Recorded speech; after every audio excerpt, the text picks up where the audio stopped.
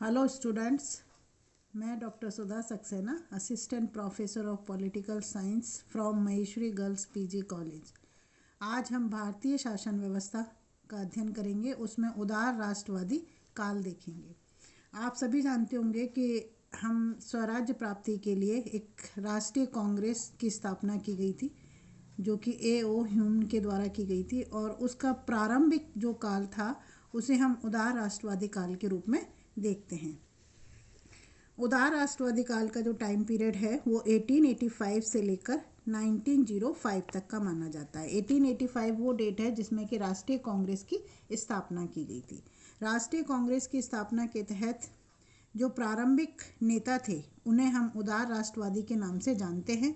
उदार राष्ट्रवादी नेता कांग्रेस के जो उदार राष्ट्रवादी नेता थे उनमें से प्रमुख नेता गोपाल कृष्ण गोखले जाने जाते हैं। इसके अलावा सुरेंद्र नाथ बनर्जी ले सकते हैं, दादा भाई नौरोजी हैं, फिरोज शाह मेहता, A.O. ह्यूम जो कि राष्ट्रीय कांग्रेस के संस्थापक थे, आनंद मोहन घोष और उमेश चंद बनर्जी आदि ऐसे नेता थे जो कि उदार राष्ट्रवादी माने जाते हैं।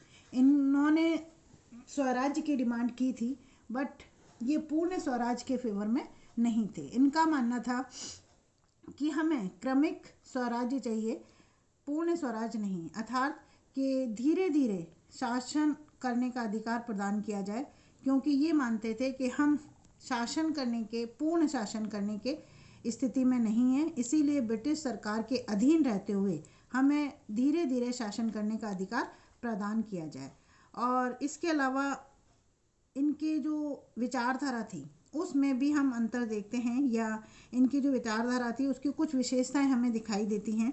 पहली विशेषता ये देखते हैं कि ये लोग यानी कि उदार राष्ट्रवादी नेता जो थे वो ब्रिटिश शासन में आस्था रखते थे, अर्थात कि इनका मानना था कि ब्रिटिश शासन जो है वो हमारे वेल के लिए है और उसके अंडर में हम रहकर अपना विकास कर सकते हैं या अपना डेवलपमेंट कर सकते हैं। सेकंड ये माना जाता है कि ब्रिटिश न्यायप्रियता में विश्वास रखते थे।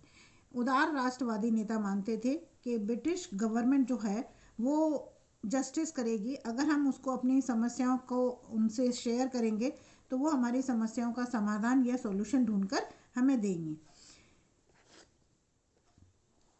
उदार राष्ट्रवादी नेता का जो एम था, उनका एम था कि हम क्रमिक सुधार करें, यानी कि हमें थोड़े थोड़े लेवल पर या स्तर पर हमें स्वराज्य प्रदान किया जाए या अधिकार प्रदान किया जाए।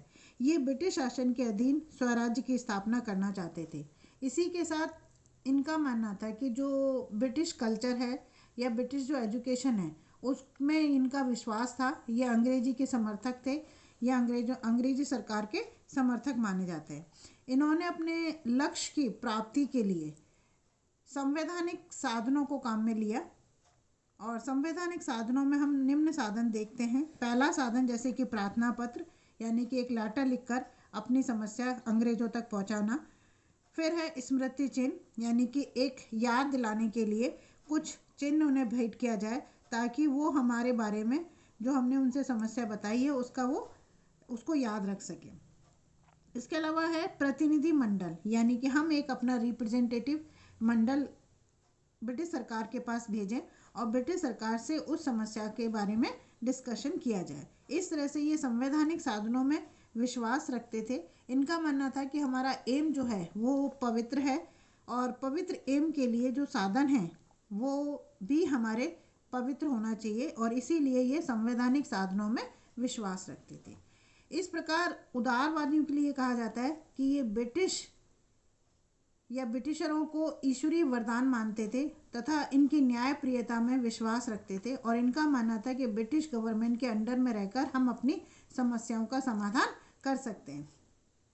इसी के साथ उदारवादियों की एक मेन विशेषता ये भी थी कि इनका मानना था कि सोसाइटी को रिफॉर्म करने के लिए ब्रिटिश सरकार को इसमें आगे आना चाहिए, यानी कि ये मानते थे कि हम ब्रिटिश सरकार से समाज की जो परंपराएं हैं उनको सुधारने के लिए डिमांड करें और उनसे डिमांड की जाए कि इसके लिए कुछ कानूनों का निर्माण करें, ताकि ऐसी परंपराएं जो कि जिनका पालन हम अंधानुकरण रूप में कर रहे हैं या जिसका इफेक्ट हमारे समाज पर पड़ रहा है, बुरा प्रभाव पड़ रहा है, ऐसी परंपराओं के निराकरण के लिए ब्रिटिश सरकार उन कानूनों का निर्माण करे। इस आधार पर यह कहा जाता है कि उदार राष्ट्रवादी नेता समाज सुधार का कार्य भी ब्रिटिश सरकार से करवाना चाहते थे।